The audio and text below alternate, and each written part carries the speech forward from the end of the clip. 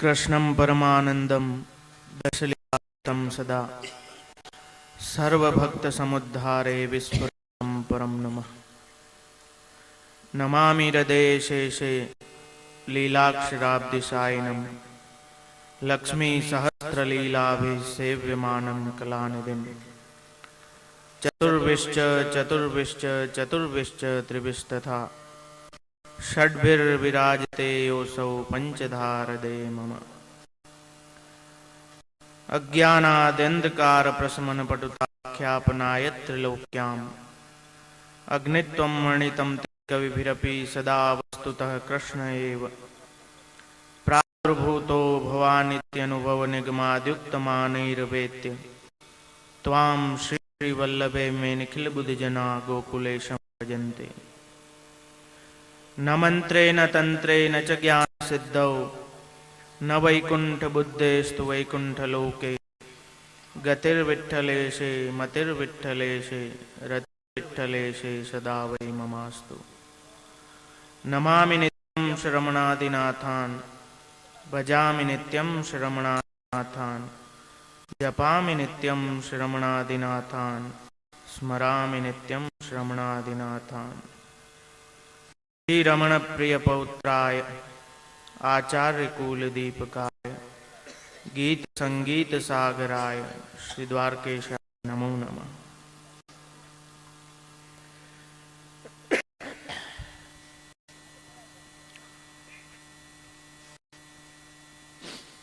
सर्वप्रथम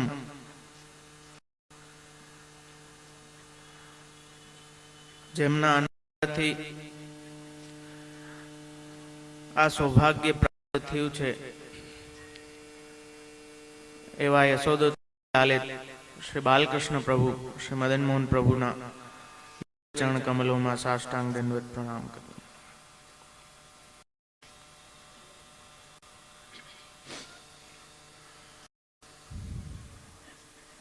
આજે શ્રી સુબોધનીજી રસપાનના 17મા उपस्थित परम आदरणीय अत्ताजी एवं सर्वे परम भाग्यवान वैष्णवजनों, छेल्ला 15-16 दिवस आपणे जन्म प्रकरण अने तामस प्रकरण ने समझ्या। ए सिवाय गई काल जे प्रक्षिप्त अध्याय 3 छे जेनी लीला वर्णवी छे। अघासुर वध, ब्रह्माजी ने मोह थाओ अने ब्रह्माजी नी स्तुति, आ 3 अध्यायो प्रक्षिप्त गण्या एटले 12, 13 अने 14 એટલે 15મો જે અધ્યાય છે ત્યાંથી પ્રમેય પ્રકરણ ચાલુ થાય છે। એટલે સુબોધનીજી પ્રમાણે એ 12મો જ ગણવામાં આવે છે, કેમ કે પહેલા 3 ગણતરીમાં નથી।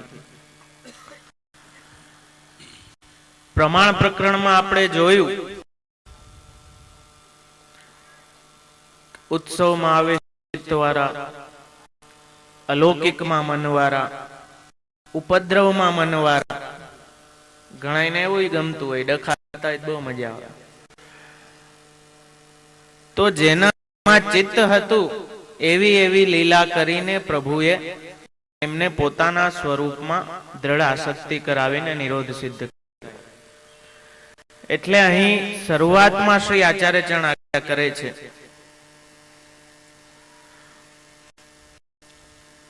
के अज्ञानथी अन्यथा ज्ञानथी के पण रीते भगवाने पोताना स्वरूप में आसक्ति रूप निरोध कराव्यो ए प्रमाण छे। एटले आपणे પહેલા પણ જોઈ ગયા હતા કે अन्यथा ज्ञान एटले के लौकिक मनुष्यवत प्रभुने समझवा, नंदजीना पुत्र रूपे केम के लौकिक पुत्र भाव हतो रीते समझवा। पण एनाथी पण आसक्ति भले लौकिक पुत्र भाववत समझे छे पण आसक्ति तो ए परब्रह्म ज थाय छे। એટલે એ અન્ય જ્ઞાન અને પરબ્રહ્મ નથી, મનુષ્ય છે એવું અજ્ઞાન. એ પણ અહીં આસક્તિ કરાવનારું છે, સ્નેહ કરાવનારું છે, એટલા માટે પ્રમાણ છે. બ્રહ્મમાં ચિત્ત વૃત્તિઓ નિરોધ થાય એ પછી અજ્ઞાનથી થાય કે જ્ઞાનથી થાય એનો મતલબ નથી. મહાપ્રભુજીને કોઈ નિસ્બત નથી. કેવી પણ રીતે આપણી ચિત્ત વૃત્તિઓ ભગવાનમાં નિરુદ્ધ થવી જોઈએ. તો આવી રીતે પ્રમાણ પ્રકરણમાં જેવા જેવા જીવ હતા, મનવાળા હતા, જેમાં ચિત્તવાળા હતા, એવી લીલા કરી કરીને એમના અંતઃકરણને પોતાનામાં પરોવી દીધા. જેમ કહ્યું કે ચેતસ તદ પ્રમાણ સેવા. જેવી રીતે માલા આપણે પરોવીએ, મોટી માલા હોય કે ફૂલની, એમાં જેમ દોરો પરોવાઈ જાય વચ્ચેથી, એવી રીતે આપણું ચિત્ત એ પ્રભુની સેવા કથામાં પરોવાઈ જાય તો એ સેવા છે. એ સેવાની ડેફિનેશન છે, સેવાનો ભાવાર્થ છે કે સેવા કેને કેવી. આજે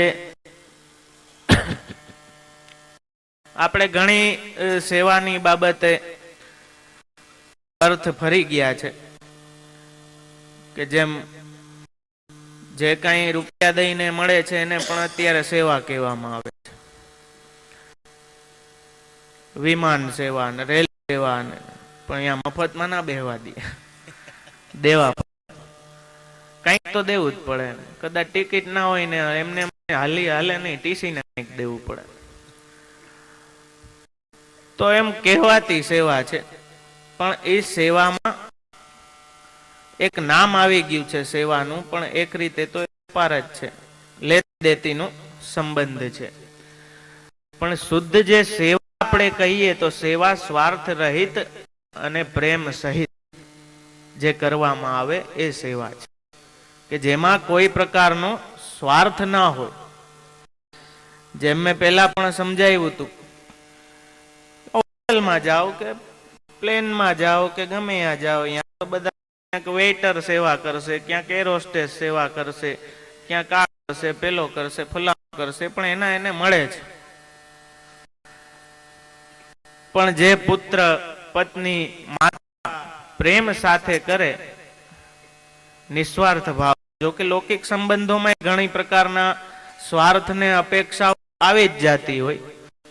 દુષ્ટ બુદ્ધિના કારણે આપણે ગમે એટલી કોશિશ કરીએ, લૌકિક જો અલૌકિક થઈ જાય એટલે ભગવાન માટે જ વિચાર બધા થઈ જાય, તો પછી એવા ઘરમાં ક્યારેય કોઈ જાતનો ડખો ના થાય. કેમ કે બધા ભગવત સુખ વિચારતા હોય, કોઈ સ્વર્ગ વિચારતું ના હોય.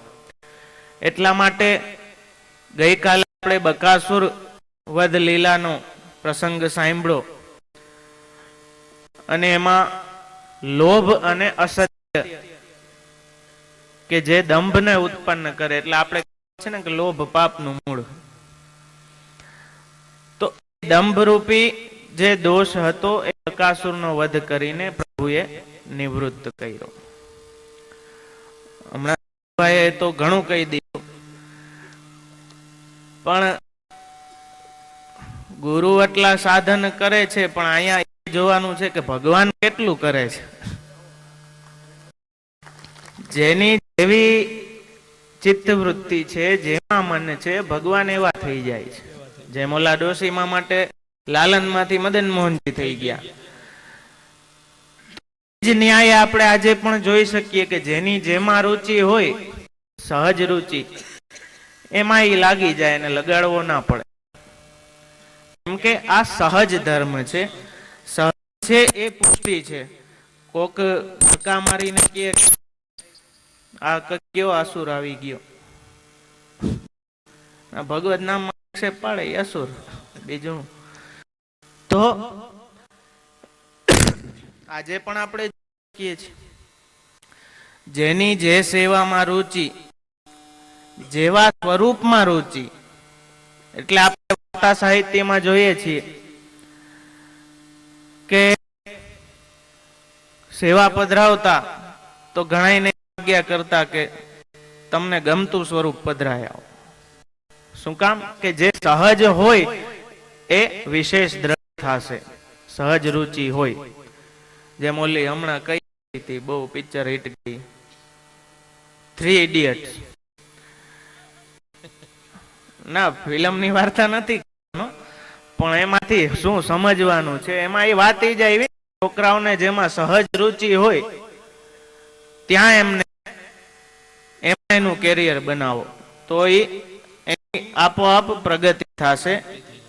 તમારે જેટલું ધ્યાન કે ધક્કા મારવા પડે એવો વિષય એને ન પકડાવો, એને સહજ રુચિ જેમાં છે એવો વિષય એના હાથમાં આપો, તો આપોઆપ એની પ્રગતિ, એનો વિકાસ એ થશે. અને એ જ ન્યાયે જેની જેમાં સહજ રુચિ છે ને એને પ્રભુએ વધારે પ્રોત્સાહન આપ્યું છે, એવી લીલા કરીને. અને એ પ્રભુ ચરણ શ્રી ગુસાઈજીએ એ બધી આપણી રુચિઓને ધ્યાનમાં રાખતા રાગ ભોગ શૃંગારનો સમાવેશ સેવામાં કર્યો છે. ઘણાને જેમ ઓલો વિરક્તની વાર્તા આવે છે, બેને ગુસાઈજીએ પૂછ્યું કે તને શું શોખ છે? વિરક્ત કીધું કે મને તો કોઈ પ્રકારનો શોખ નથી, મને કાંઈ હરવા ફરવાનો શોખ નથી, ખાવા પીવાનો શોખ, હું તો સંન્યાસી છું, મને કોઈ રાગ છે જ નહીં. બીજાને પૂછ્યું, ઓલાએ કીધું કે મને તો બહુ શોખ છે હરવા ફરવાનો, નવી વાનગી ખાવાનો, મને તો નવા નવા કપડાં પહેરવાનો, તો એને સેવા પધરાવી દીધી. શું કામ?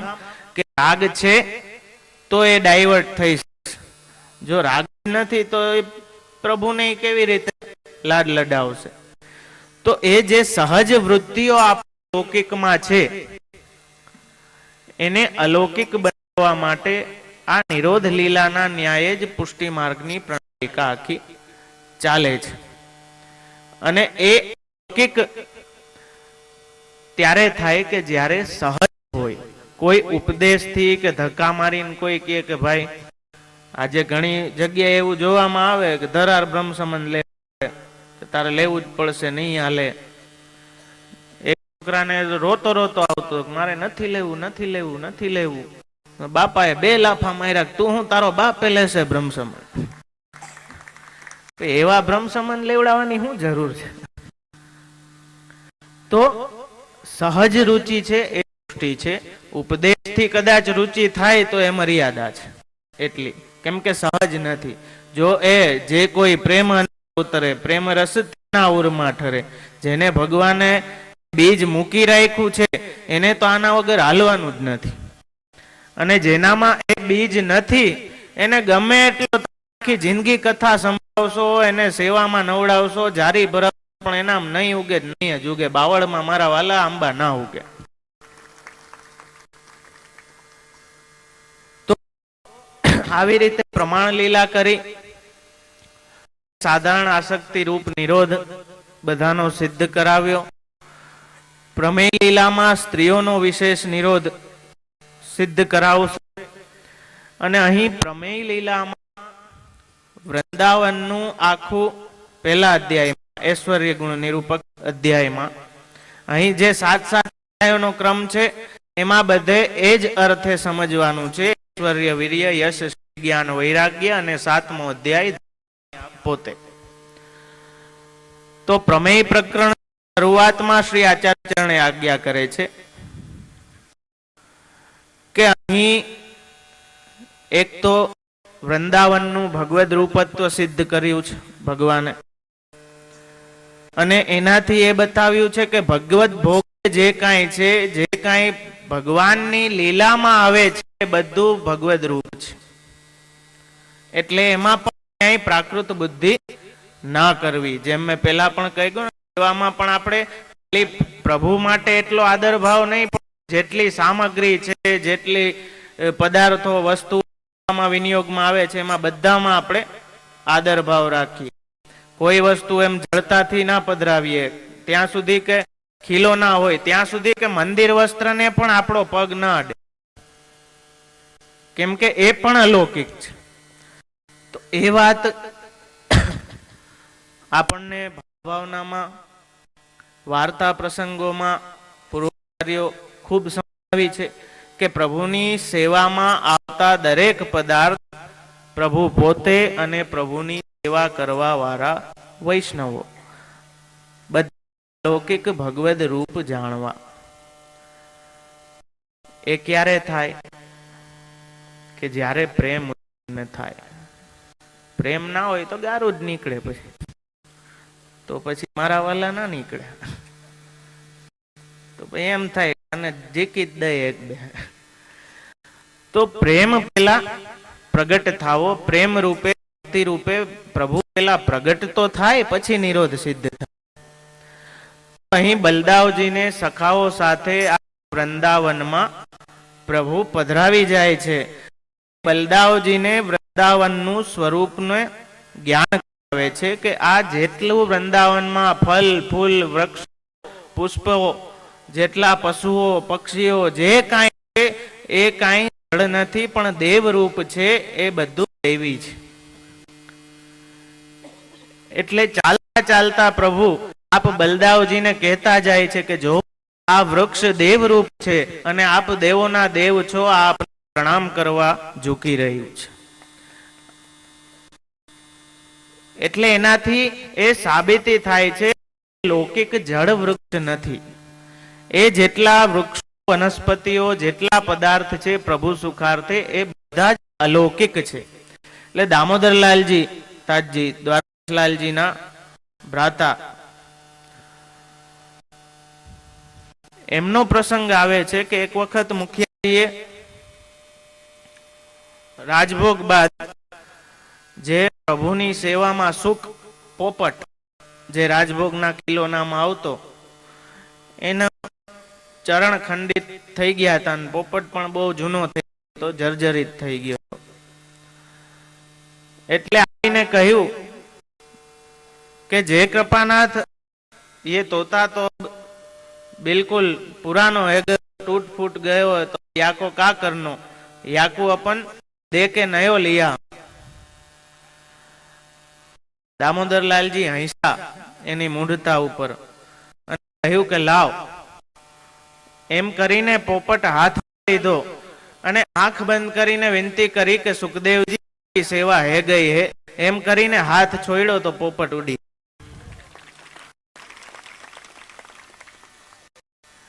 એટલે ભગવત સેવામાં આવતા દરેક પદાર્થ અલૌકિક. અહીં જે વૃંદાવનની વાત છે એ ઉપરથી આપણે સમજવાનું, કેમ કે પ્રભુ બિરાજે એ વૃંદાવન. આપણે વ્રજની ભાવનાથી શું કામ સેવા કરીએ? કેમ કે નિજ મંદિર આપણું વ્રજ છે. જ્યાં પ્રભુ બિરાજે છે ત્યાં વ્રજ છે. ભગવાન વગરનું વ્રજ એ શું કામનું? ભગવાન જ્યાં જાય ત્યાં વ્રજ. ન્યાયે કહ્યું છે જયતિ તેધિકમ જન્મના શ્રેયત ઇન્દિરા શશ્વદત્રય. કેમ કે આપ અહીંયા આવી ગયા, ઓલા બધા અહીંયા નવરા બેઠા શું કરે? એ બધા વાહે વાહે આવવાના છે. જ્યાં ભગવાન જાય ત્યાં ટોળકી. એ એકલા હું મંજીરા વગાડે.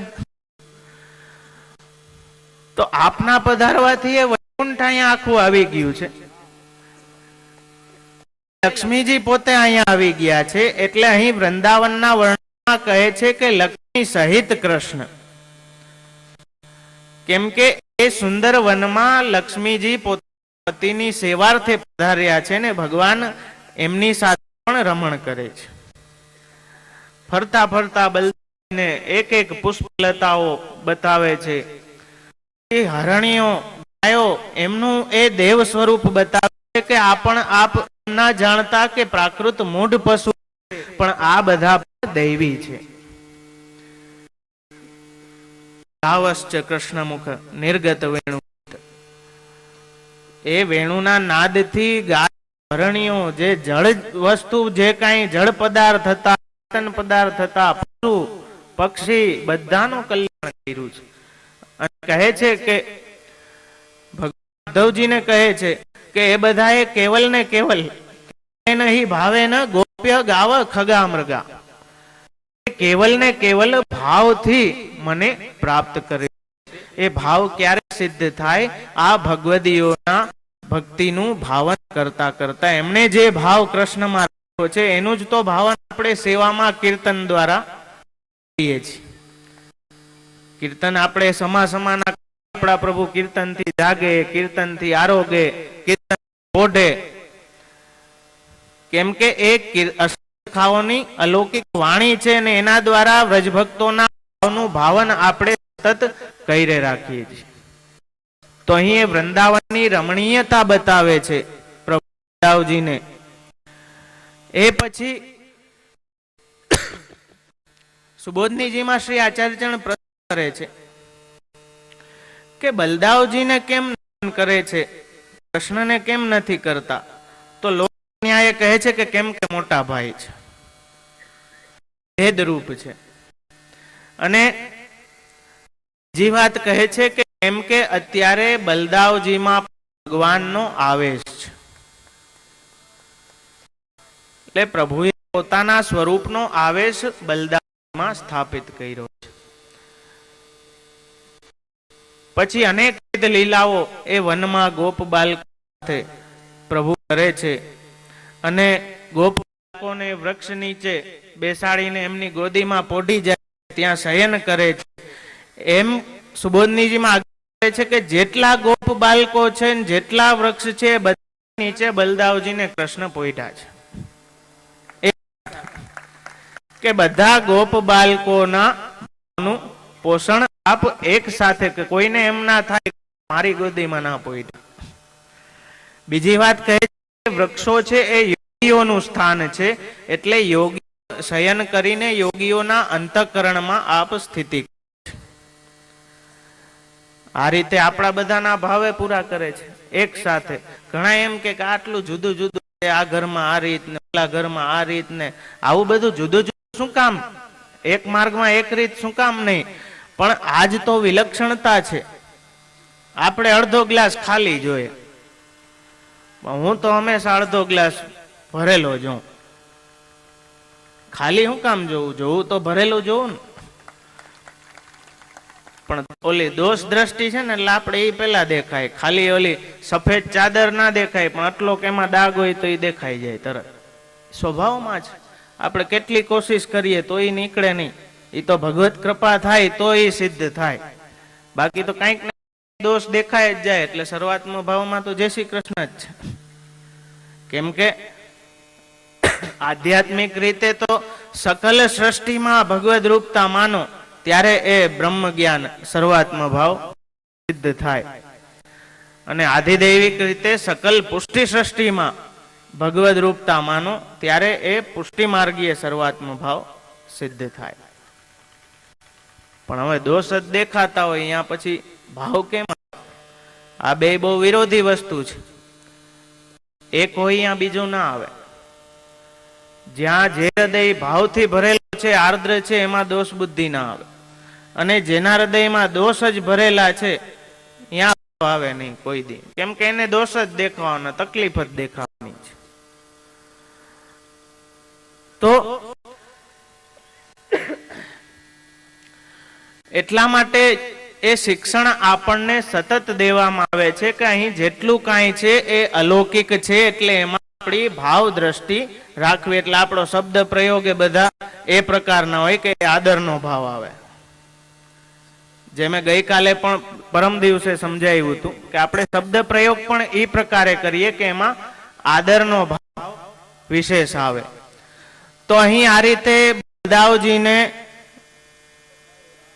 એ વનની ભગવદ રૂપતા દેખાડી, બધા ગોપોના ભાવ પૂર્ણ કર્યા. જે રીતે કે આજે આપણા બધાના ઘરે બિરાજીને આપણા બધાના ભાવની સેવા એક સમયે અંગીકાર કરે છે. આપણે ભરોસો ના હોય એ વાત જુદી છે, કે આપણને વિશ્વાસ ઓછો એ વાત જુદી છે, પણ અંગીકાર તો કરે જ છે, એમાં કોઈ સંશય નથી.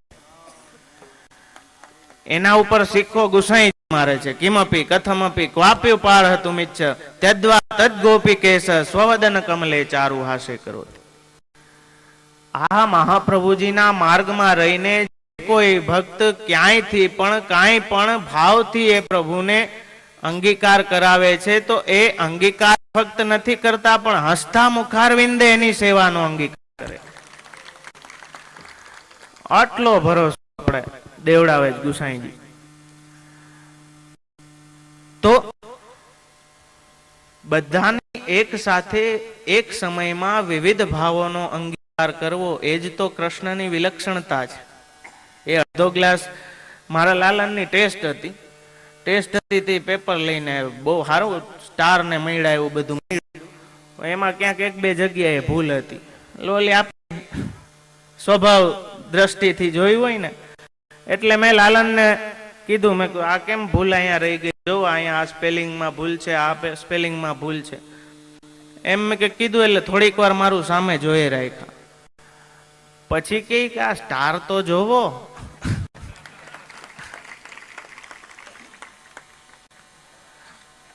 મને બહુ મોટું જ્ઞાન દઈ દીધું. આ તમે આ બે નાની નાની ભૂલ કાઢો છો, પણ આ સ્ટાર દીધા તો જોવો પેલા. પણ આપણી દ્રષ્ટિ એવી છે કે આપણે એમ જ કે અડધો ગ્લાસ ખાલી, આ બધું ઓલું છે. કેમ કે નવરા બેઠા બીજું શું કરવું, કંઈક તો કરવું. એટલે બધાનું કઈ રાખે, ઓમાં આ ખામી છે ને આમાં આ ખામી છે. અરે બાપા ભગવત નામ લેન, હું કામ ઉપાધિ કરે દુનિયાની. આપણી ઉપાધિઓ એટલી છે, એમાં બીજાની ઉપાધિ માટે ટાઈમ નથી. પણ આપણે જોતા જ નથી, બીજાની જ ઉપાધિ લઈને બેઠા હોય. તો આ વૃંદાવનમાં આવી રીતે અનેકવિધ લીલાઓ કરી. એક દિવસ બધા મિત્રોએ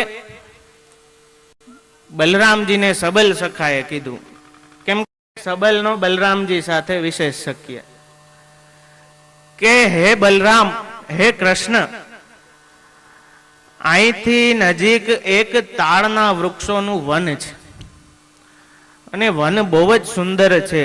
એના ફળ એટલા મીઠા છે એવું સાંભળ્યું છે ને ત્યાં કેટલા બધા તાળના વૃક્ષો છે, કેટલા બધા ફળ છે. પણ ત્યાં કોઈ જાય નથી શકતું. ત્યાં એક અસુર રહે છે કે જે કોઈને એ ફળ ખાવા નથી દેતો અને ગધેડાના રૂપમાં, ગદર્ભના રૂપમાં એ ત્યાં બેઠો છે ને બધાને રોકે. ને પાછો એકલો નથી, એની સાથે એના જેવાની બધાની સેના છે. આ રીતે પ્રાર્થના કરી. પછી કહ્યું કે ત્યાં આપણે જઈએ, કેમ કે તમારા સિવાય તો અમારાથી પુગાય એમ નથી, અમારું સામર્થ્ય નથી. ગોપ બાલકોએ કહ્યું, સુબોધનીજીમાં ભાવ સમજાવે છે કે પ્રાર્થના એટલે કરી કે એક તો અમારું સામર્થ્ય નથી. કદાચ એમ કે ભગવાન કે તમને આટલી ઈચ્છા છે તો જાઓ તમે ને ફોડી લ્યો, કરી લ્યો. એટલે એ પ્રાર્થના કરીને બતાવી દીધું કે અમારું સામર્થ્ય નથી એટલે અમે પ્રાર્થના કરીએ છીએ. આપણે પ્રાર્થના ક્યારે કરી? જે કઈ આપણાથી થઈ ના શકતું હોય, આપણી અસામર્થ્ય હોય, ત્યારે આપણે પ્રાર્થના કરીએ ને હાથ જોડીને. એક રાજાને ત્યાં એક સાધુ આવ્યો, એટલે બાર ઓલા એ ચોકીદારે રોકી દીધો મહેલની બહાર અને કહ્યું કે કોણ છો તમે? પૂછ્યું એટલે આ પોતાની ઓળખાણ દીધી કે હું ફલાણા ફલાણા ગામથી આવું છું ને હું સાધુ છું ને કંઈક અપેક્ષા રાખીને રાજા પાસે આવ્યો છું, મારે રાજાને મળવું છે. એટલે પેલા એ ઉભો રાખ્યો ને અંદર સંદેશો પહોંચાડ્યો ને એટલે આવીને ઓલાએ કીધું કે રાજા તો અત્યારે પૂજામાં બેઠા છે. સાધુએ કહ્યું કે કોઈ વાંધો નહીં, હું દર્શન કરી લઉં, મંદિર છે મહેલમાં તો હું દર્શન કરી લઉં ને જોઈ લઈશ રાજાને, પૂજા થાય પછી હું ડિસ્ટર્બ નહીં કરું, પછી વાત કરી લઈશ. કે ભલે. રાજા પ્રાર્થનામાં લીન હતો. પાછળ સાધુ આવીને ઉભો થયો અને રાજાની પ્રાર્થના કેટલી સાંભળી. સાધુ કાંઈ પણ વાત કર્યા વગર ચૂપચાપ ત્યાંથી નીકળી ગયો. ચોકીદારે કીધું કે શું મળાઈ ગયું તમને? એટલે આએ કીધું કે ના ના, હું ખોટી જગ્યાએ આવી ગયો. એટલે પેલા એ કીધું કેમ? કે જો હું માગવા પણ મને ખબર નથી કે આ માગવા વાળો જ છે.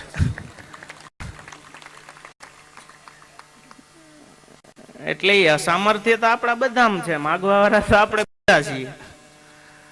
પ્રાર્થના ક્યારે થાય કે જ્યારે અસામર્થ્ય હોય, આપણે કોઈ વસ્તુ કરી ના શકતા હોય, એટલે આપણાથી જે સબલ હોય એને આપણે પ્રાર્થના કરીએ કે તું ભાઈ કરી દે. ગોપ બાળકોનું મન બહુ હોય કે એટલી સુંદર સુગંધ ફલોની આવે, અહીંયાથી આજુબાજુથી નીકળે તો એવી સુંદર સુગંધ આવે કે ખાઈ લેવાની ઈચ્છા થઈ. જેમ ઓલા જલેબી ઉલારી ગયો હતો ને, કદાચ આ લોકોને નહીં ખબર હોય, એ લાડલેશજી નો પ્રસંગ છે વેરાવળમાં. રાજકોટ વાળાને જ ખબર હોય છે, મેં ઘણી વાર કીધું. લાડલેશજી નો પ્રસંગ છે, લગભગ 41 વચનામૃતમાં આ પ્રસંગ આવે છે. વેરાવળમાં ગુસાઈજીના ઉત્સવને દિવસે જલેબી ઉત્સવ, અને ગરમા ગરમ જલેબી રાજભોગમાં સિદ્ધ થઈને જો કેટલા મોઢા મલકી ગયા. તમને વિચાર માત્ર થી આવો રસ ઉત્પન્ન થઈ ગયો તો બિચારા ભીતરિયાનો શું વાક. એટલે ભીતરિયાના આમ ધરવા જતો હતો, પણ જીવ બુદ્ધિ ઓલી સુગંધ આવી ને ગરમા ગરમ જલેબી ને આહા રસ, એને બહુ મન થઈ ગયું.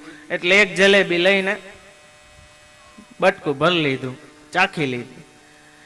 જેવી ચાખી એવી લાડલેશજીએ ફેરવીને ઝાપટ મારી. આ વેરાવળનો પ્રસંગ છે, અને પ્રસંગમાં એમ આવે છે કે વાહ તમાચા કી આવાજ કીર્તનિયા તિબારી તાઈ સુનાઈ દી. ભીતરિયા કોમો ટેડો હો ગયો, ટેડો હો ગયો, પણ એનું સાર્થક થઈ ગયું ને જીવન. તમાચો કોણે માર્યો? ભગવાને માર્યો પોતે. પણ આપણે આવો જુગાર ના રમાય. એટલે એવો કોઈને વિચાર આવતો હોય તો માંડી વારજો, આપણે એવું ના કરે. કેમ કે ગેરંટી નહીં કે તમને મારે. મારી દે તો સારું કહેવાય, પણ પછી ઓલું હિસાબમાં લખાઈ જાય ને એ સારું વ્યાજ ચડે ને લાંબુ થાય. તો એને બિચારાને મન થઈ ગયું. એવી રીતે ગોપોને બહુ મન થઈ ગયું કે આમ આજુબાજુથી નીકળીએ તો તાળના ફળની એવી સુંદર સુગંધ આવે છે. એ પ્રાર્થના કરે છે ને પ્રભુને કહે કે અમારી આ કામના પૂરી કરી દો પ્લીઝ, એમ પ્રાર્થના કરે છે. એટલી સુંદર સુગંધ આવે, પણ આ હારો અહીંયા ઓલો ગધેડો બેઠો જ એ બધું આ બગાડે છે, કોઈ જવા નથી દેતો. પછી તમારી ઈચ્છા, કેમ કે બલદાવજી છે, ખીચ ચડી જાય બે લાફા મારી દઈએ તો ક્યાં જવું. એટલે પછી ભય છે થોડો, કેમ કે બલરામ છે, એનો લાફો એ મારી નાખે. એટલે પછી હળવેકથી એમ મૂકી દે, પછી આપની ઈચ્છા. એટલે આપને ફોર્સ નથી કે પધારો ને પધારો, પણ આ વિનંતી છે. પછી તો આપની ઈચ્છા, ના પધારવું હોય ના પધારો. એટલે બંને ભાઈઓએ હસીને ગોપો સામે જોયું, કહ્યું કે તમારી ઈચ્છા છે તો હાલો આપણે ઉપાડીએ. ઉપડા અહીંયા હવે બોર્ડર ઉપર સીમમાં ભગવાનને ગોપ સખાઓ ઉભા, કેમ કે બલદાવજી પાસે કરાવી છે આ લીલા. અને બલદાવજી અંદર પધાર્યા. બલિષ્ઠ તો આપ, એટલે તો બલદાવ નામ છે. અને અંદર જઈને એ તાળના વૃક્ષોને પકડીને જોરથી હલાવ્યા. એ હલવાથી બધા ફળો એમાંથી પડવા માંડ્યા. અને એટલું બલ હતું કે એક વૃક્ષ હલાવ્યું પણ એના કંપનથી બધા વૃક્ષો હલવા લાગ્યા. આ અવાજ સંભળાયો ફળોના પડવાનો, એટલે દોડતો પેલો અસુર ધેનુકાસુર, શ્રી આચાર્યચરણ કહે છે કે ધેનુકાસુર છે એ આપણો દેહાધ્યાસ છે. એ ગોપ બાળકોનો દેહાધ્યાસ નિવૃત્ત કરો. ભગવાને એકલાય જઈ શકતા હતા કે તમે અહીંયા રાહ જોવો, હું જઈને બધો ખેલ કરી આવું. પણ સાથે શું કામ લીધા? સાથે એટલા માટે લીધા કે એમની સામે આ લીલા કરીને એમનો દેહાધ્યાસ નિવૃત્ત કરવો છે. એટલે એ ધેનુક જે છે એ દેહાધ્યાસનું સ્વરૂપ છે કે આ દેહ હું છું. આ શરીરની આપણે કાળજી આપણા સ્વાર્થ માટે, વિષયોના ભોગ માટે લઈએ. એટલે તો યદુએ પિતાને પોતાની ઉંમર ના આપી એ વિષય ભોગ માટે, કેમ કે આ શરીર છે એ ભગવત સેવા માટે છે. એટલે એ દેહમાં એ બુદ્ધિ થાવી કે આ દેહની રક્ષા એટલે કરવી છે કે પ્રભુની સેવા આનાથી જેટલી સુંદર થાય એટલી કરાવી. આ ભગવત સેવા માટેનું સાધન છે. એટલે આપણે આનું ધ્યાન આપણી ગાડીનું આપણે કેટલું ધ્યાન રાખીએ. કેમ કે આપણું સાધન છે, આપણે એમાં બધે હરવા ફરવાનું છે. તો એ રીતે એમાં એ બુદ્ધિ રાખવી દેહમાં, આમાં ફક્ત ભાવનાનો જ ફરક છે. એક વાત સમજો, હું ઘણી વખત આ વાત કહું છું કે આજે ગેરસમજના કારણે, અજ્ઞાનના કારણે સમર્પણ એટલે ભોગ ધરીને ખાવું એટલું જ આપણે માનીએ છીએ. સમર્પણ એટલું નથી, એટલું બાહ્ય સ્વરૂપ ને એટલું સંકુચિત સ્વરૂપ સમર્પણનું નથી. સમર્પણ અને સેવા બહુ વ્યાપક છે. એક વાત સમજો, સમર્પણ એક ભાવ છે. એ ભાવ આવી જાય ને ત્યારે આપણી કોઈ પણ ક્રિયા લૌકિક નથી રહેતી. કમાવા એટલે જ જાઓ છો કે ઘર સરખું ચાલે, રૂપિયા આવે તો બધા ઘરવાળાના મનોરથ પૂર્ણ કરી શકીએ એટલી ક્ષમતા રહીએ, ઘર સરખું ચાલે, 2 ટાઈમનું સરસ ખાવાનું મળી જાય. એ લૌકિક બુદ્ધિ છે. પણ હું કમાઈશ તો મારા ઠાકોરજીને વિશેષ લાડ લડાવી શકીશ, પ્રભુને સુંદર સામગ્રીઓ, સુંદર મનોરથો કરાવીશ, વસ્ત્રો કરાવીશ, મારો આ દ્રવ્યનું ભગવદ વિનિયોગ વધારે કરાવી શકીશ, સારું કમાય. તો એ કામ કરો છો એ સેવા છે. એક વાત સમજો, ખાલી મંદિરમાં જવા પૂરતી જ નથી, સેવાના ઘણા પ્રકાર છે. એટલે મુખ્ય વસ્તુ છે ભાવના. એ ભાવના અલૌકિક હોય તો આ અલૌકિક લીલા સમજી શકીએ અને હૃદયમાં ઉતારી શકીએ. પણ લૌકિક ભાવ હોય તો ન લૌકિક પ્રભુ કૃષ્ણ મનુતે નૈવ લૌકિકમ. એ પ્રભુ ક્યારેય લૌકિક ભાવો જોતા નથી. એટલે આ આપણો દેહનો અધ્યાસ છે, એના કારણે દેહમાં આપણી આ દેહ હું છું, પણ આ દેહ છે એ ભગવત સેવાનું સાધન છે. એવી ભગવત બુદ્ધિ આવે તો દેહાધ્યાસ નિવૃત્ત થાય. જેવી રીતે ગોપ બાળકોએ સખા ભાવ સાથે ભગવાનની સેવા પણ વનમાં કરી છે. પ્રભુને ગોદીમાં પોઢાડ્યા, પ્રભુને પંખા કર્યા, જે પ્રભુએ સેવા આજ્ઞા કરી એ રીતે સેવામાં તત્પર રહેતા. તો એ અલૌકિક ભાવ ત્યારે જ પ્રગટ થાય કે જ્યારે આ દેહનો અભિમાન આપણો નિવૃત્ત થાય. આ ધેનુકાસુર એ દેહાધ્યાસ છે. એને દોડતા આવીને ઊંધા થઈ ને ગધેડો જેમ સહજ પ્રકારે લાત મારે એમ પાછલા બંને પગોથી બલદાવજીની છાતી પર વાર કર્યો. આવી રીતે લાત મારી ને ભાગી ગયો અને ફરીને પાછો જ્યારે હુમલો કરવા આવ્યો અને લાત મારવા ગયો ત્યારે જ બલદાવજીએ એક જ હાથે એના બંને પગ પકડી અને જેવી રીતે વત્સાસુરને ભગવાને ફેરવ્યો હતો એવી રીતે ફેરવીને તાળના વૃક્ષોમાં ઘા કર્યો ને ફળ બધા ટપો ટપ પડવા માંડ્યા. ફળ તો પડવા માંડ્યા, પણ એ જે વૃક્ષમાં એનો દેહ ભટકાણો હતો, કેમ કે આનો પ્રાણ અંતરિક્ષમાં જ વયો ગયો હતો, જે વૃક્ષમાં એ અથડાયો એ વૃક્ષ પડી જવાથી આખી કતાર પડી ગઈ ને આખું વનમાં જેટલા વૃક્ષો હતા એટલા પડી ગયા. આટલા વૃક્ષો ભગવાને કેમ પાડ્યા? જો હું ભગવાને કહું છું, એક વાત સમજજો, અહીં બલદાવજીમાં કૃષ્ણનો આવેશ છે. એટલે આ લીલા પણ કૃષ્ણ ચરિત્ર જ છે.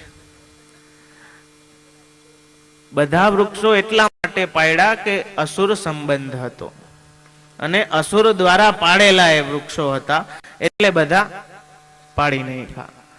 અને આખું જેટલા આખા વનમાં વૃક્ષો હતા એ બધા ટપોટપ પડી ગયા. ફળ એટલા ફળનો ઢગલો થઈ ગયો અને એની ઉપર જે ઓલો ગદર્ભ હતો એ ઢગલો થઈને પડી ગયો. એટલી વારમાં એની જે સેના હતી બીજી એના જેવા, એ બીજા બધા ગદર્ભ દોડતા આવ્યા. એટલે પછી ફાઇટિંગ જાયમી જોરદાર. અને એમાં પછી ભગવાને આવી ગયા ને બે ભાઈઓના હાથમાં જે જે આવ્યો એને ફેરવી ફેરવીને દીધા. કોકને આમ ઉડાડ્યો ને કોકને ઓમ ઉડાડ્યો ને કોકને ઓમ ઉડાડ્યો. એમાં સુબોધનીજીમાં આજ્ઞા કરે છે કે આ બધું કરવામાં કઈ ભગવાનને શ્રમ નતો પડતો. આ તો લીલા માટે કરતા હતા, ક્રીડા માટે. આમાં આટલોય શ્રમ ભગવાનને નતો થતો. ભગવાન આ બધું ક્રીડા માટે કરતા હતા. ઉદાહરણ દે છે કે જેવી રીતે આ વેશમાં જેમ મહારાજા હોય એ શિકાર કરવા જાય ને શિકારી વેશ ધરે, એનો મતલબ એમ નથી કે એને શિકારી જેટલી ઉપાધિ કરવી પડે, મહેનત કરવી પડે. આન તો પ્રભુ સર્વ સમર્થ છે, એ તો એમને મૈડા વગેરે ગમે એને ફેલ કરી દે, સ્વીચ પાડી દે. પણ આ તો હવે પ્રભુને, એટલે દેવતાઓ પણ કહે છે કે પ્રભુ જ્યારે કોઈ સાથે ડખો કરે અને કોઈ અસુરને મારે કે કોઈ હારે ધડબડાટી કરે ત્યારે ના પ્રભુને ક્રોધ આવે છે. કેમ કે એના માટે બધા સમ છે. પ્રભુને કોઈ દ્વેષ નથી, ક્રોધ નથી, એવા કોઈ લૌકિક ભાવો ભગવાનમાં નથી. તો પછી પ્રભુ શું કામ આવું કરે છે? તો દેવતાઓ કહે છે કે ક્યારેક હાથમાં ખંજવાર આવે તો ભગવાનને એમ થાય કે હાલો કંઈક ખેલ કરી લે. તો એવી રીતે લીલા દ્વારા જેટલી એની સેના હતી એ બધાને ઉલાયરા અને એટલું સુંદર દ્રશ્ય થઈ ગયું, ઢગલે ઢગલા થઈ ગયા બધે. સુખદેવજી કહે છે કે જેવી રીતે કાળા વાદળોથી ઘેરાયેલું આકાશ હોય એવું વનનું સ્વરૂપ થઈ ગયું. કેમ કે તાળના વૃક્ષ, એના ફળ અને આ બધા ગધેડાઓના દેહ, એ બધા ઢગલા એવા થઈ ગયા કે જાણે આકાશ ઉપર વાદળા ઘેરાણા હોય એવું સુંદર દ્રશ્ય થઈ ગયું. ને બધાએ ખૂબ મોજથી ગોપ બાળકોએ ફલ ખાધા અને ખૂબ જ આનંદ માણ્યો. તો આવી રીતે ધેનુકાસુર કે જે ગદર્ભ રૂપ હતો, જે આપણા દેહાધ્યાસનું સ્વરૂપ છે કે આ દેહ હું છું, એ દેહમાં અધ્યાસ થાય એટલે દેહ સંબંધીઓમાં અધ્યાસ થાય. એટલે દેહ સંબંધીઓમાં પણ આપણું મમત્વ જાગે. પણ જેમાં જેમાં મમત્વ થાય એ બધું નાશવંત છે. અહીંયા જે કાંઈ છે એ હંમેશ માટે નથી. એટલે નાશવંત હોવાને કારણે છેલ્લે તો એ દુઃખમાં જ પરિણમે છે. તો એના કારણે જે અશાશ્વત અને પર તત્વ જે શ્રી આચાર્ય ચરણે કૃપા કરીને આપણને પધરાવ્યું છે, તો એ સેવાની જે કાંઈ ભાવના છે ને, સેવા આપણે કરીએ છીએ એમાં ધીરે ધીરે આ અવિદ્યા, પંચપર્વા અવિદ્યા નિવૃત્ત થાય છે સેવા અને કથાની સાયકલ દ્વારા. બાકી હું ને મારું તો ઊભું જ રહીએ છે. એક ભાઈ ટ્રેનમાં જતા હતા. હવે વૃદ્ધ હતા એટલે ભૂલી ગયા હશે ટિકિટ લેવાનું કે ક્યાંક પડી ગઈ હશે. ટીસી આવ્યો, એ કહ્યું કે આટલા તો તમારે થાશે જ ને, થોડીક ધડ થઈને. એટલે ભાઈએ પર્સ કાઢીને દેખાડ્યું, જોઈ લે ભાઈ તું તારે હાથે. એને જોઈ લીધું ને કાંઈ એમાં બહુ એટલું ખાસ હતું નહીં, છતાંય મફતમાં તો કોઈ જવા ના દે. એમાં જોયું કે ભગવાનનો ફોટો હતો પર્સમાં, અને પાછું ભાઈને દીધું. એ કૃષ્ણ ભગવાનનો ફોટો એને યાદ રહી ગયો. થોડીક વારમાં ટીસી પાછો આવ્યો તો એ પર્સ એને ક્યાંક પડેલું જોયું. એટલે એને યાદ હતું કે આ ઓલા ભાઈનું જ છે. એટલે લઈને એને દેવા ગયો. એટલે એને સહજ ભાવે પૂછ્યું કે આ ભગવાનનો ફોટો તમે કેમ રાખ્યો છે? લગભગ બધા કાં તો કોઈ કેમ કે આ તો હું તમને ઓળખતો હતો એટલે દઈ દીધો, બાકી પર્સમાં ફોટા એટલે રાખે કે હું ઓળખાણ હોય તો ક્યાંક પડી ગયું હોય તો કોઈ ગોતીને દઈ દે. હવે ભગવાનનો ફોટો હોય, આ તો મને તો ખબર હતી કે તમારું જ છે, તમારો તમારા ઘરવાળાનો કે છોકરાઓનો કે એમ રખાય ને ફોટો. એટલે એને કીધું કે હું નાનો હતો ને, બાપાએ કીધું ટીસીને, ત્યારે એ કે મારું રૂપ મને બહુ ગમતું. અરીસામાં વારે ઘડી આમ ચોટી કરતો નહીં કે બહુ મારો, એટલે મારો એક ફોટો પડાવીને મેં આ પર્સમાં રાખ્યો હતો. પછી ધીમે ધીમે ઉંમર સાથે પછી લગ્ન થયા તો મારો કાઢીને ઘરવાળીનો ફોટો રાખ્યો. ઘરવાળીનો ફોટો રાખ્યો, એમાંય ઘણા ડખા થયા પણ હાયલું ગયું. પછી તો ભગવાનની ઈચ્છાથી ઘરવાળી મારી પહેલા ટિકિટ કાપી ગઈ. પછી છોકરાઓનો ફોટો રાખ્યો, પણ છોકરાઓના લગ્ન થયા કોઈ હારા ભેરા રહ્યા નહીં ને બધા વહી ગયા. એટલે પછી એમ થયું કે આ તો હારું બધું નકામું છે, આટલો પ્રેમ આપણે બધામાં રાખીએ જ પણ ક્યાંય કાંઈ હારું થતું નથી. છોકરાઓનો પછી છોકરીનો ફોટો રાખ્યો. છોકરીનો ફોટો રાખ્યો, એ પરણી ગઈ ને જમાઈ હા ઉથલ પાન્યો. બધી રીતે ઉપાધિ થઈ ગઈ. પછી છેલ્લે એવી સ્થિતિ થઈ ગઈ કે હું એકલો રહું છું. આખું અવળું કુટુંબ છે પણ કોઈ ભેગું રહેતું નથી. એકલો હું રહું છું, પણ ભગવાનનો ફોટો જે દીનો રાખ્યો ને તે દીનું કોક હાઈવે રાખે છે.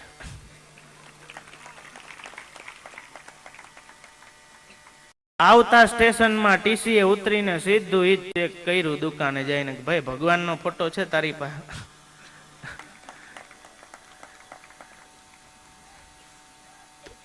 આવશે, બાકી બધા હાથ છૂટા કરીને વહી જા.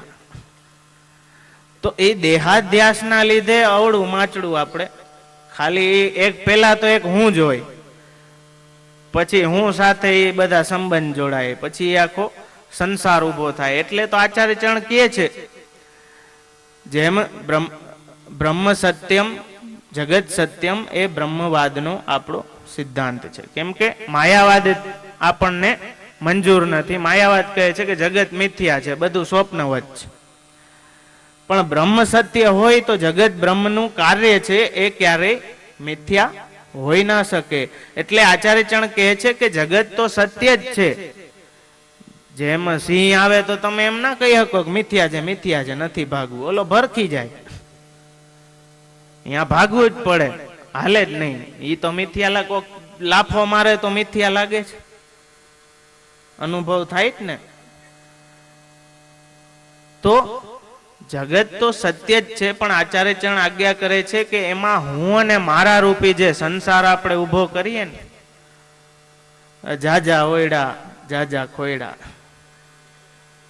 એ સૌ દુઃખના દોયડા, એ ઉપાધિ જ ભેગી થાય. એ હું માંથી કેટલું વિસ્તરે, પછી હું ને મારું એટલું બધું વિસ્તારી દે આપણે કે એ મિથ્યા જ હોય, કઈ ભેરું નથી આવવાનું, પણ છતાંય એમાં આપણી જિંદગી ખપી જાય. તો એ દેહાધ્યાસ પણ ભગવાન કૃપા કરીને નિવૃત્ત કરે. કેમ કે સાધન આપણા કરવા વાળા તો ભગવાન જ છે, એ જ કૃપા. કેમ કે આપણે એના છીએ. કોઈ આજે આપણો હોય તો આપણે એની પૈડી હોય, બાકી દુનિયામાં કેટલું કરે છે, બધાની આપણને ચિંતા ના હોય. કોક એવા હોય વિરલા કે જે આખી દુનિયાની ચિંતા લઈને બેઠા હોય, પણ નોર્મલી એમ આપણા જે હોય એને આપણે કેવા જાય, બધાને કેવા ના જાય. બધાને સલાહ દેવા જાય તો ક્યારેક કોક કેવા મગજનો ભાટ કે એનું શું નક્કી, એ ધંધોય ના કરાય. તો કેમ કે ભગવાનના પોતાના છે એટલે એની ઉપાધિ તો ભગવાનને કરવી જ પડે, હાલે જ નહીં. કેમ કે હમ ભક્ત પરાધીન, ગીતાજીમાં કહ્યું છે કે હું ભક્તને આધીન છું, એટલે ભક્તની ઉપાધિ તો કરવી જ પડે ભગવાને. એટલે પ્રભુ જ અહીં આવી લીલા કરીને બધા દોષો નિવૃત્ત કરે છે. ધેનુકાસુરનો વધ કરી અને પ્રભુએ આ ગોપ બાળકોનો દેહાધ્યાસ નિવૃત્ત કર્યો. ત્યારબાદ દેવતાઓએ પુષ્પવૃષ્ટિ કરી, સ્તુતિ ગાન થયું, અને બલદાવજીને આગળ રાખીને પછી આખું જે કઈ વર્ણન આવે છે પાછા વ્રજમાં પધારવાનું, આખું ષષ્ઠ આખ્યાન સમજી લ્યો. છઠ્ઠા આખ્યાનમાં વલ્લભ આખ્યાનમાં જે વર્ણન સાંજની લીલાનું છે એ આખું વર્ણન અહીં આ અધ્યાયમાં જોવામાં આવે છે. મત્ત ગજગતિ મલપતાતે શ્રી ગોકુલમાં આવે છે. પાછા જ્યારે પધાર્યા ત્યારે બલદાવજીને આગળ રહે, કેમ કે આજના હીરો ઈ છે, એને બધાને ઉલાયરા, એટલે બલદાવજીને આગળ રાખ્યા છે. પણ ગોપીઓની દ્રષ્ટિ ભગવાન ઉપર છે. શું કામ? અલક મુખ ખુર રજ લાગી તે કમલ ભ્રમર વિશે. એ જ આગળ ગોપીજનો વેણુનાથ સાંભળીને આવે છે ત્યારે એ જ વાત કરે છે, વિક્ષી અલકાવૃત મુખમ તવ કુંડલ શ્રી. તો એવા દર્શન છે, ગોરજ લાગી છે, એટલે ગાયના ખુરથી ચાલતા ચાલતા જે રજ ઉડી છે એ ભગવાનના મુખારવિંદમાં લાગેલી છે. અને અલકો જે છે એનાથી દ્રશ્ય એવું થાય છે, અહીં એ જ વાત સુખદેવજી કહે છે, એથી દ્રશ્ય એવું મનોહર થાય છે, મનને મોહવા વાળું થાય છે કે જાણે કમલ ઉપર ભ્રમરાઓ બેઠા હોય. એ જે અલકો છે એ ભ્રમરાઓ છે. શ્રી આચાર્ય ચરણ સમજાવે છે કે આવા દર્શનથી ભક્તોના ધર્મ અર્થ કામ મોક્ષ સિદ્ધ થઈ જાય છે. આમાં ચારેય પુરુષાર્થ સિદ્ધિ માટેના આ દર્શન છે કે આવા દર્શન માત્રથી ભક્તના પુરુષાર્થ સિદ્ધ થઈ જાય છે, એને કોઈ બીજો પ્રયત્ન કરવાની જરૂર રહેતી નથી. શું કામ? કેમ કે ગો છે, ગાય છે એ ધર્મરૂપ છે. ભાગવતજી કહે છે આખલાને ધર્મ કહ્યો એટલે ગાય ધર્મરૂપ છે, એટલે પેલો પુરુષાર્થ ધર્મ. રજ છે જે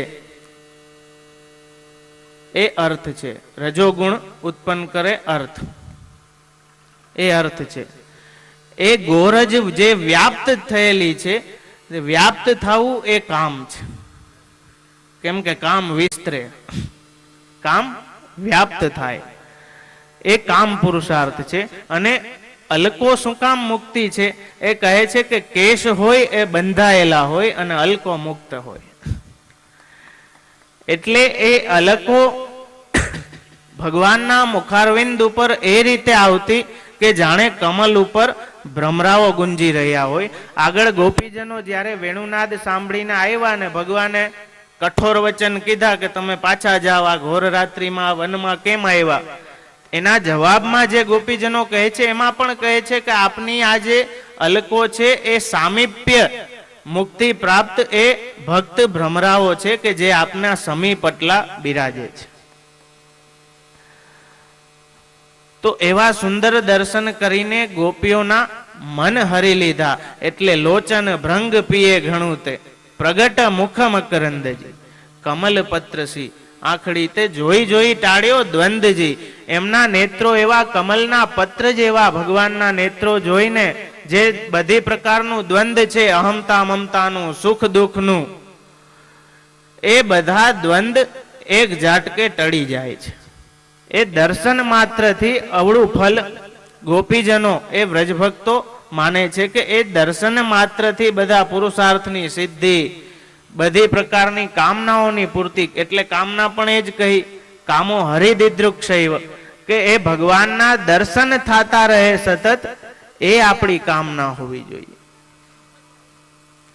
ઓલું જેમ કહ્યું છે કિસકા ચહેરા અબ મેં દેખું તેરા ચહેરા દેખ કર. આવું સુંદર મુખારવિંદ કે જેમાં ખોટી કામ લાજે, કામદેવ નહીં શરમ આવી જાય, એટલું સ્વરૂપ સુંદર જેનું છે, એના દર્શન કરીને પછી બીજું શું દર્શન કરવા યોગ્ય છે આ જગતમાં?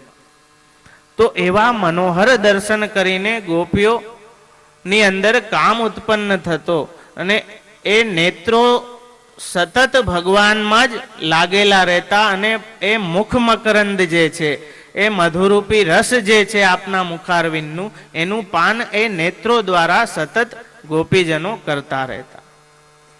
પછી ગોષ્ઠમાં આપ પધારે છે, યશોદાજી આપને રાયલુન આરતી કરી બંને ભાઈઓને સ્નાન આદિ તેલ ફૂલેલ સુગંધી અનેક પ્રકારની, જે આખું ષષ્ઠ આખ્યાનમાં જે આખું વર્ણન, જે વૈષ્ણવો નિત્ય આખ્યાન કરતા હશે એમને ખ્યાલ હશે નિત્યક્રમમાં કે છઠ્ઠા આખ્યાનમાં આખી આ લીલાનું વર્ણન છે. જોતા તૃપ્તિ ના ઉપજે, એ આટલું દર્શન કરવા છતાં પણ ક્યારેય સંતોષ ના થાય. આજે તો એવા દર્શન કરે ખબર ના હોય કે વસ્ત્ર કેવા ધૈરા, શિંગાર કેવા ધૈરા. દર્શન કરતા આપણને નથી આવડતું.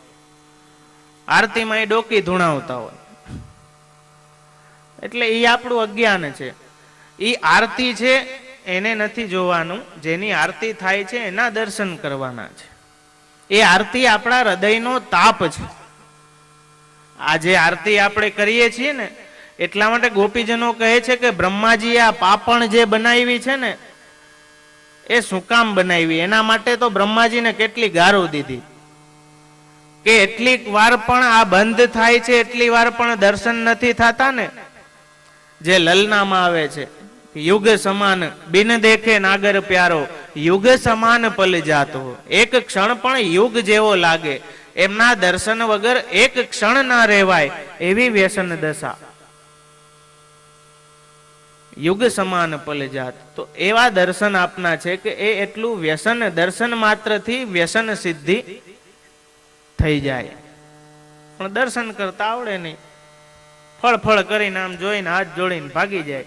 ખબર ના હોય ક્યાં વસ્ત્ર ધર્યા કે કેવા શૃંગાર ધર્યા કે હું થયું. હરિવાલા જ હોય બધું. જય શ્રી કૃષ્ણ. પછી કે ત્યાં તો અવડાવડા લાડવા, લાડવા જ દેખાય કોડા. ઘણા સ્વરૂપ સામે વિનંતી કરતા હોય, એવો અમે જોયું છે. સ્વરૂપ સામે આમ બેઠા બેઠા વિનંતી કરતા હોય, દર્શન દિયો, દર્શન દિયો, દર્શન દિયો. અરે કોડા સામે કોણ બિરાજે છે? દર્શન નથી દેતા તો શું કરે? ફલ ફલી તો હોય ફલ રૂપ જાને. એટલે એમાં ભરોસો નથી. સામે બિરાજે છે એ નથી ભગવાન, પણ આપણો ભાવ એટલો પ્રબલ હોય ને, નિશ્ચયમાં મહેલમાં વસે છે મારો વાલ, એવો નિશ્ચય આપણો દ્રઢ હોય ને, તો એ પ્રભુને મળતા વાર ના લાગે. કાલ નહીં આજે, આજે નહીં હમણાં મળી જાય. તો અહીં ધેનુકાસુરનો વધ કહ્યો, એનાથી દેહાધ્યાસની નિવૃત્તિ કહી. ત્યારબાદ પાછા વનમાં પધારવાનું વર્ણન છે, કે જે આખું ષષ્ઠ આખ્યાન, જેનો વિસ્તાર આજે થોડાક કાર્યક્રમ આપણા છે એટલે વિશેષ નહીં થઈ શકે. ત્યારબાદ બધા ગોપ બાળકો ફરી યમુનાજીના તટે બીજે દિવસે ધેનુ ચરાવવા જાય છે અને યમુનાજીનું વિષયુક્ત જલ પાન કરી લે છે. પ્રભુ કદમના વૃક્ષે આપ ઊભા છે અને ગોપ બાળકો વાછડાઓ બધા જલપાન કરવા ગયા, અને વિષયુક્ત હોવાને કારણે, કેમ કે એમાં કાલી નાગ હતો, એટલે ત્યાં પ્રાણ રહિત થઈ ગયા. સુબોધનીજીમાં કહે છે કે આના દ્વારા પેલા જે દેહાધ્યાસ નિવૃત્ત કર્યો એ આદિ ભૌતિક હતો, પછી જે લિંગ શરીર હોય એને પણ આ રીતે ભગવાને નિવૃત્ત કર્યું, અને ભગવાને ત્યાં જઈને ખાલી દ્રષ્ટિ દ્વારા અમી વર્ષા કરીને એમને નવજીવન આપ્યું અને તનુ નવત્વ સિદ્ધ કરાવ્યું.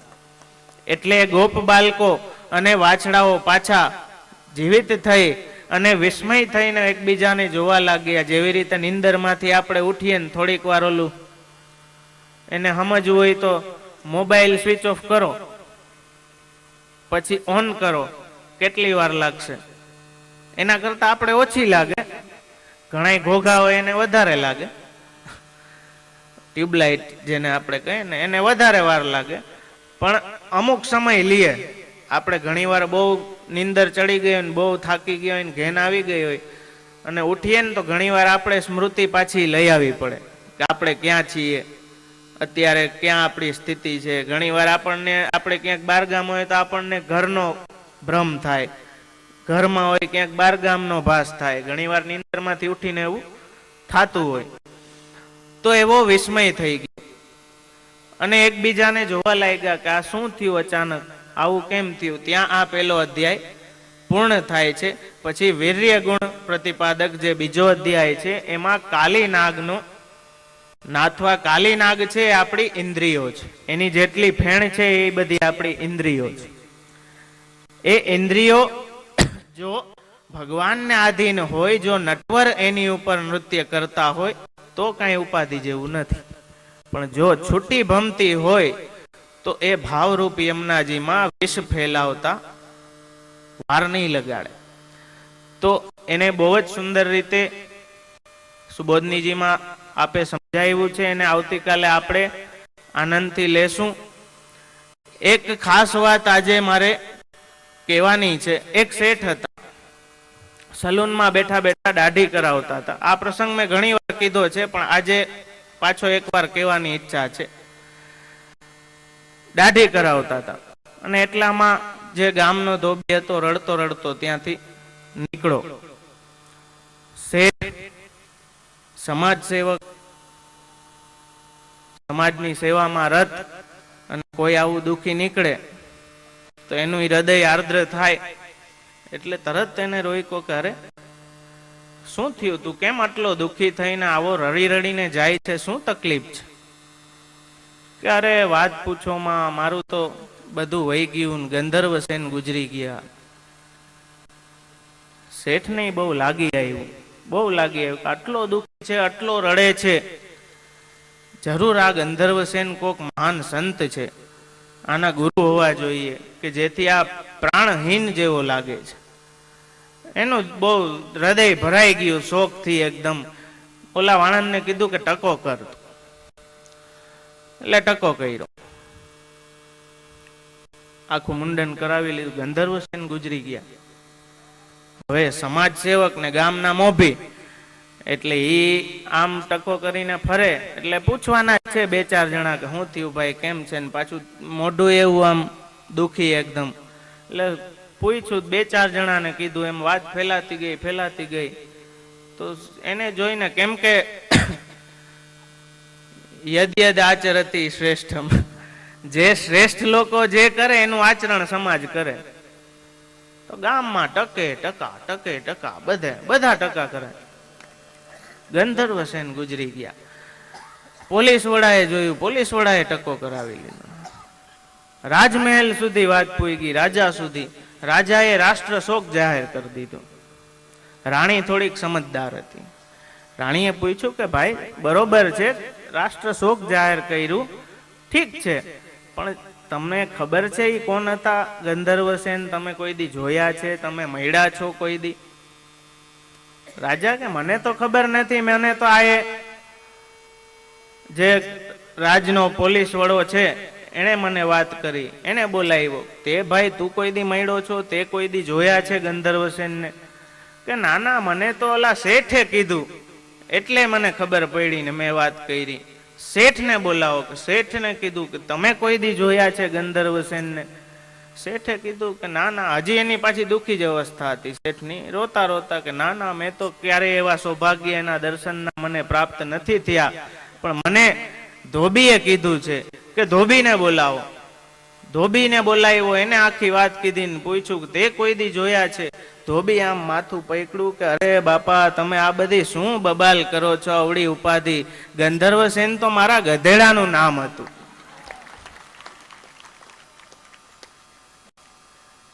એટલે ઓલું આપણે શું ઓલું બજાર હાલતું થાય ને એટલે એવું હાલતું થઈ જાય કે આમ શેર બજારને પછાડી દે. એટલે મારા વાલા, બહુ કાંઈ પ્રસંગમાં હોય નહીં, બહુ નાની વાત હોય, પણ અફવાઓનું બજાર એટલું ગરમ હોય કે પછી નાનામાંથી મોટું થતું જાય. તો એવી અફવાઓની બજારમાં પડીએ નહીં, કેમ કે બજારમાં જે પડે એ પાયમાલ જ થાય શેર બજારના નિયમે, ન્યાયે. તો એવી અફવાઓની બજારમાં પડીએ નહીં ને આપણે ગરમ કરીએ નહીં. આપણે અહીંયા આનંદ કરવા આવ્યા છે. એવું કાંઈ પ્રસંગ ના હોય અને એનું મોટું સ્વરૂપ થઈ જાય તો કારણ વગરની ઉપાધિ થાય. આપણે ઉપાધિ અહીંયા કરવાની જ નથી, જલસો જ કરવાનો. એક વાર કહ્યું કે દેહની રક્ષાનો ભાવ રાખવાનો છે, છતાંય ઘણા એવો દુરાગ્રહ રાખે છે કે કુંડમાં ઉતરે છે અને કુંડમાંથી જલ લે છે. તો હજી ફરી પાછું કહું છું કે કૃપા કરીને એવું ન કરતા. આપણે ખૂબ જ આનંદથી આખી યાત્રા કરવાની છે. ખોટા સાહસ આપણે ન કરીએ. આપણા ગોર પાસે એ જલ પધરાવી લઈએ, કેમ કે બધે એટલું સ્થિતિ એવી હોય છે કુંડની કે એમાં પગ લપસી જવાનું કે કોઈ ઘટના થવાનું સતત ભય રહીએ. તો આપણે એટલી સાવચેતી રાખીએ અને આનંદથી આપણે યાત્રા પૂર્ણ હસતા રમતા કરવી છે. આનંદ કિલ્લોલ સાથે જમાવટના પાટીહાર. તો એટલું ખાસ આપણે ધ્યાન રાખીએ, ખોટી વાતોમાં ના પડીએ, ખોટી અફવાઓમાં ના પડીએ. શાંતિપૂર્વક આનંદથી ગુણગાન ગાતા, કિલ્લોલ કરતા આપણે સુખ સાથે આ યાત્રા પૂર્ણ કરવાની છે. બીજી વસ્તુ, એક જો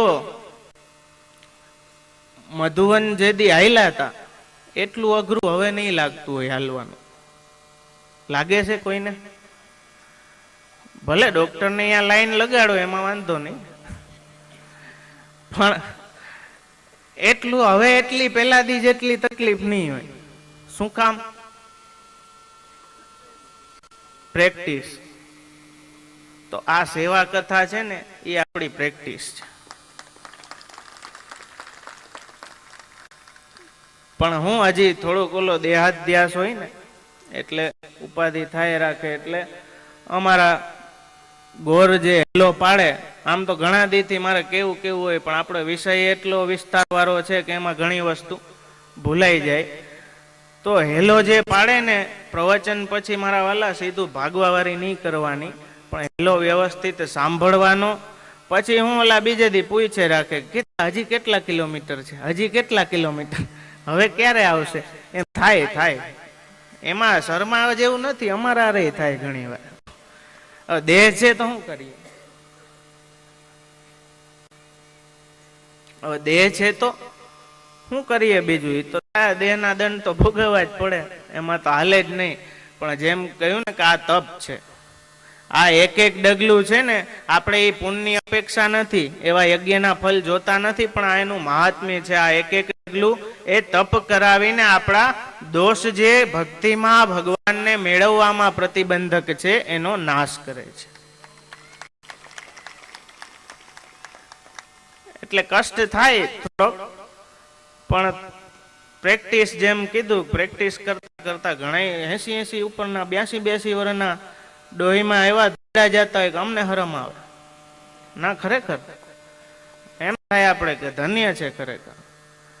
ને ઘણા નાના છોકરા મરેલાની જેમ હાલતા હોય, ત્યારે એમ થાય કે આપણે હજી એમ તો અડીખમ છીએ. તો વ્યવસ્થિત હેલો આપણે સાંભળવાનો, ક્યાં ક્યાં સ્થળ આવે છે એ વ્યવસ્થિત. બીજી મને એ પણ વિનંતી અમુક વૈષ્ણવો તરફથી સતત હતી કે આપ રોજ સ્થળનું મહાત્મ્ય અને જે બેઠકજીનું ચરિત્ર છે એ આપ કહેતા જાઓ. પણ મારી ઈચ્છા છે એવું નથી કે મારી ઈચ્છા નથી, પણ આ સુબોધનીજીનો વિષય એટલો વિસ્તૃત ને ઓલો છે કે બીજો કોઈ વિષય આમાં જો લઉં તો પછી આ સરખું વર્ણન થઈ ના શકે, વિસ્તાર ના થઈ શકે. એટલે જ્યાં ક્યાંય મેળ ખાય ને યાદ આવી જાય પ્રસંગાનું રૂપ, ક્યાંયનું ચરિત્ર, તો એ કહેવાય જાય પ્રવચનમાં.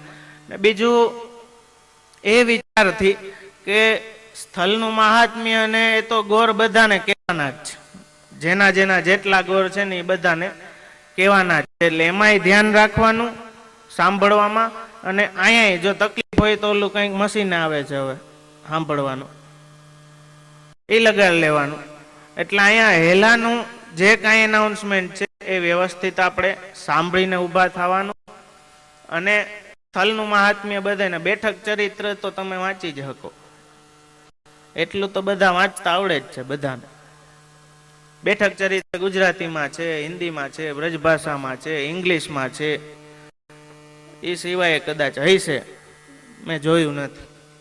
બંગાળીમાં છે, મરાઠીમાં છે, ઘણી ભાષામાં ઉપલબ્ધ છે. એટલે એ કોઈ ચિંતાનો વિષય નથી. અને બનશે તો મારો પ્રયત્ન તો હું ચોક્કસ એ જ રાખીશ કે આપણે બધું કવર કરી શકીએ. પણ આ 87 અધ્યાય તો પૂરા થાય જ નહીં કોઈ દી. પણ તામસ પ્રકરણ પૂરું થઈ જાય તો ભગવત કૃપા. કેમ કે હજી આ પ્રમેય પ્રકરણને પણ જો વિસ્તારપૂર્વક આપણે જોઈએ, હું એટલે થોડી સ્પીડમાં લઈ લઉં છું કે જેટલા વધારે પ્રસંગો આપણે લઈ શકીએ એનો ભાવ સુબોધનીજી દ્વારા જાણીએ, કે જેથી ક્યારેય પણ એ લીલા પાછી સાંભળીએ કે એ લીલા ક્યાંય વાંચીએ તો એ ભાવનું સ્મરણ આપણને થાય કે ભાઈ પૂતના છે, અવિદ્યા રૂપ છે, તૃણાવર્ત છે, મોહ છે, એ આપણો મોહ છે. કેમ કે રજ છે એ રાજસ છે, રાજસથી મોહ ઉત્પન્ન થાય, એ આપણને મોહાંધ કરી દે. જેવી રીતે વ્રજવાસીઓને એટલી રેતી આંખમાં વહી ગઈ કે આંધળા જેવા થઈ ગયા, એકબીજાને જોઈ ના શક્યા. તો એ જ્ઞાન સતત આપણને થાય, એ સ્મરણ આના દ્વારા થાય. કદાચ તમે હાલો વાંચો કે ના વાંચો, હું તો કહું જ છું કે ઘરે જઈને સુબોધનીજી ઉઘાડજો, વાંચજો, અહીંથી હરિવાલા ન કરી દેતા. પણ છતાંય કદાચ પ્રમાદવશ કે કાંઈ કામવશ કે કોઈ પ્રતિકૂળતાવશ ન વાંચ્યું હોય તો આ સાંભળેલું કોક દી તો યાદ આવે ને વાંચતા. એ લીલા વાંચી કે એ લીલા ક્યાંક કૃષ્ણ લીલામાં ટીવીમાં જોઈ કે વાંચી કે ક્યાંય પણ એનો સંબંધ આપણા આંખ કે કર્ણને થયો કે મુખને થયો, તો ત્યારે એ તરત સ્મરણ, જો એવી રીતે કથા સાંભળી હોય તો તરત એવું સ્મરણ થવું જોઈએ કે આનો ભાવ સુબોધનીજીમાં આચાર્ય ચરણ આ બતાવે છે. બીજું સ્મરણ સતત એ રહેવું જોઈએ. આ આપણા ઉપર ભગવાને, આપણે દોષ દ્રષ્ટિ છે ને એટલે આપણે બધું નેગેટિવ જ જોઈએ, અડધો ગ્લાસ ખાલી જ જોઈએ. પણ આ બધા વિચારથી ખ્યાલ આવે કે ભગવાને કેટલું દીધું જ છે આપણને. તો સતત પોતાના સ્વરૂપનું ખ્યાલ આવે કે હું દાસ છું અને મારું બધું જે કાંઈ પોષણ કરવા વાળા છે એ ભગવાન જ છે.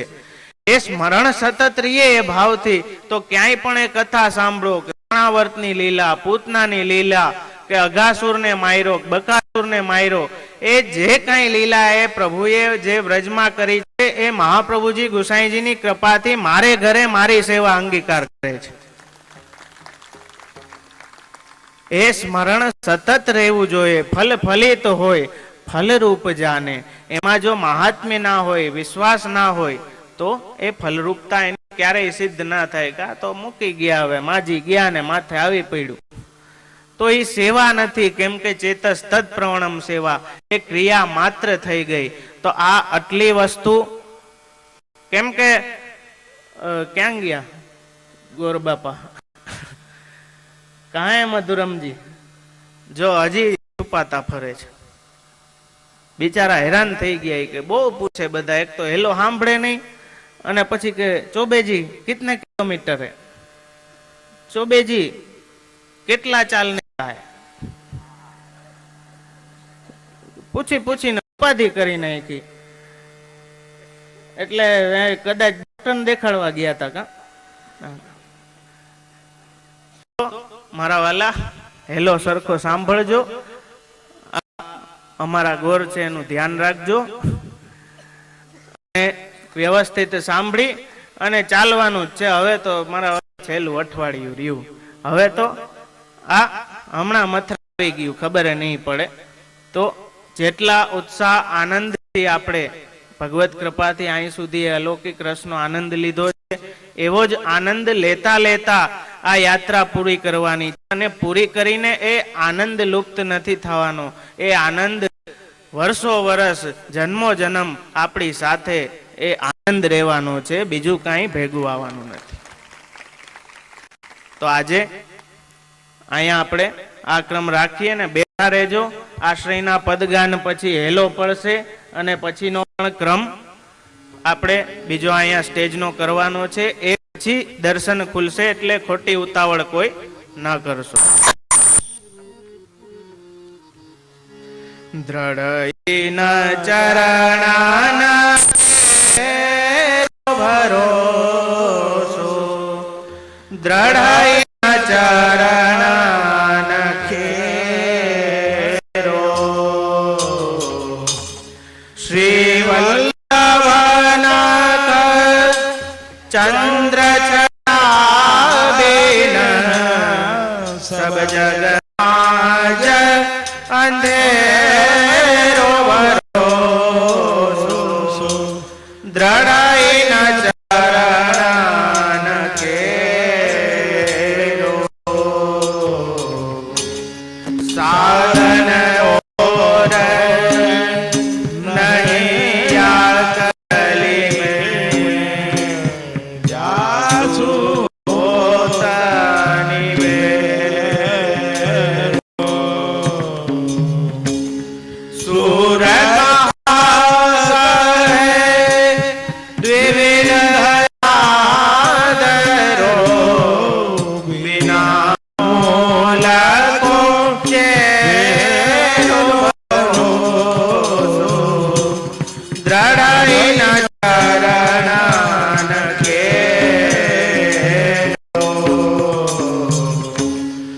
દ્રઢ